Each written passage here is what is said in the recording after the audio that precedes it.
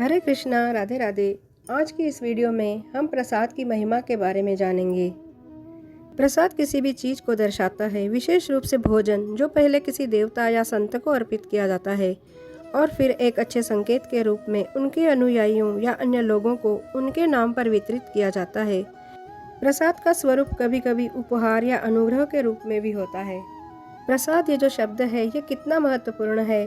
शब्द ही नहीं, इसका भाव भी महत्वपूर्ण है। हमें कहीं भी प्रसाद मिले, कहीं मंदिर से, सत्संग से, पूजा से, उसमें यह भाव नहीं रखना चाहिए कि हमें क्या मिला, लड्डू मिला, पेड़ा मिला या मिश्री मिली या इलायची दाना मिला। उसे साक्षात भगवान का आशीर्वाद समझकर उसे ग्रहण करना चाहिए। प्रसाद का रंग रूप और स्वाद नहीं देखना चाहिए। भगवान का हमें जो भी प्रसाद मिले वो 56 भोग जैसा ही स्वाद देता है। प्रसाद प्र माने प्रभु, सा माने साक्षात, द माने दर्शन, यानी प्रभु के साक्षात दर्शन। इसको पाने के बाद प्रभु के साक्षात दर्शन हो जाते हैं। भगवान का प्रसाद ही भगवान की प्रसन्नता का फल है, यानी भगवान आप पर प्रसन्न है और आप भगवान की पूजा करके प्रसन्न है, और इन दोनों की परस्पर प्रसन्नता का फल है वो यह प्रसाद है। भगवान का प्रसाद क्यों लेना चाहिए? भगवान के प्रसाद लेने से आपके 3 प्रकार के पाप दूर हो जाते हैं, कायिक, वाचिक और मानसिक पाप। अर्थात कायिक का अर्थ है शरीर से होने वाले पाप।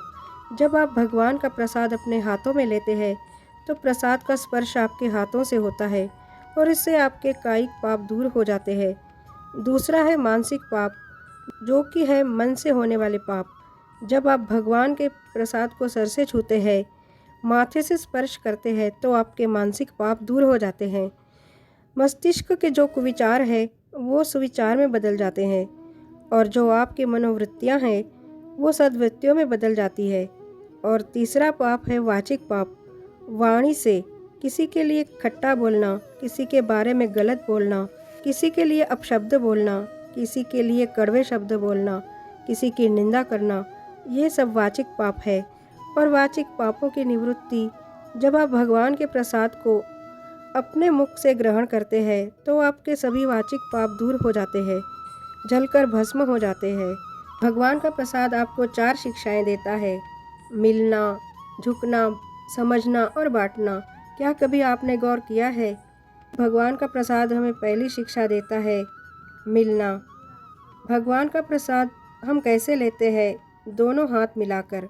भगवान का प्रसाद हमें यह शिक्षा देता है कि आप भी ऐसे साथ मिलकर चलिए। दूसरी शिक्षा देता है झुकना। भगवान का प्रसाद हम कैसे लेते हैं? झुककर। यह हमें शिक्षा देता है कि जिंदगी में आप जितना ही झुकोगे उतना ही आगे बढ़ोगे। भगवान का प्रसाद हमें तीसरी शिक्षा देता है समझना। भगवान का प्रसाद हम जब मुख में रखते हैं तो मुख मीठा हो जाता है, अर्थात अपनी वाणी को हमेशा मिठास से भरकर रखिए। कभी किसी के लिए कटु वचन मत बोलिए, क्योंकि अच्छे इंसान की पहचान उसकी वाणी से होती है। इसीलिए कभी किसी के लिए गलत मत कहिए। और भगवान का प्रसाद हमें चौथी शिक्षा देता है बांटना, अर्थात भारतीय संस्कृति के अनुसार जितना आप बांटोगे उतना ही आपको मिलेगा। हमेशा सबके साथ बांटकर खाना चाहिए। प्रसाद खाने से किसी के मन में परिवर्तन होता है, किसी के जीवन में परिवर्तन होता है, तो किसी के जीवन का उद्धार भी हो जाता है। इस संदर्भ में महर्षि नारद जी की एक कथा है।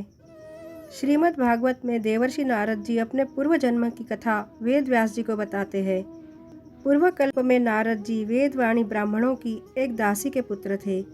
वे योगी वर्षा ऋतु में एक स्थान पर चातुर्मास्य कर रहे थे। उस समय नारद जी एक छोटे बालक थे और बचपन में ही वो उनकी सेवा में नियुक्त कर दिए गए थे। उनके शील स्वभाव को देखकर मुनियों ने उन पर अनुग्रह किया और नारद जी उनके आदेश का पालन करते तथा उनका उच्छिष्ट पाया करते थे। फिर उनको मुनियों ने गुह्यतम ज्ञान का उपदेश दिया। उनकी अनुमति प्राप्त करके मैं बर्तनों में लगा हुआ जूठन मैं एक बार खा लिया करता था। इससे मेरे सारे पाप धुल गए।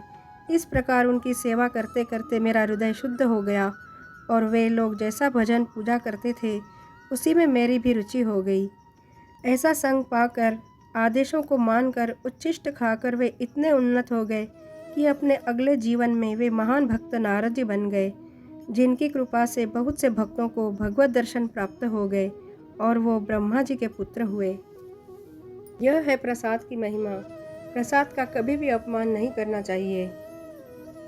यह वीडियो आपको कैसे लगी कमेंट में ज़रूर बताना और मेरे चैनल को लाइक, शेयर और सब्सक्राइब ज़रूर करना। हरे कृष्णा, राधे राधे।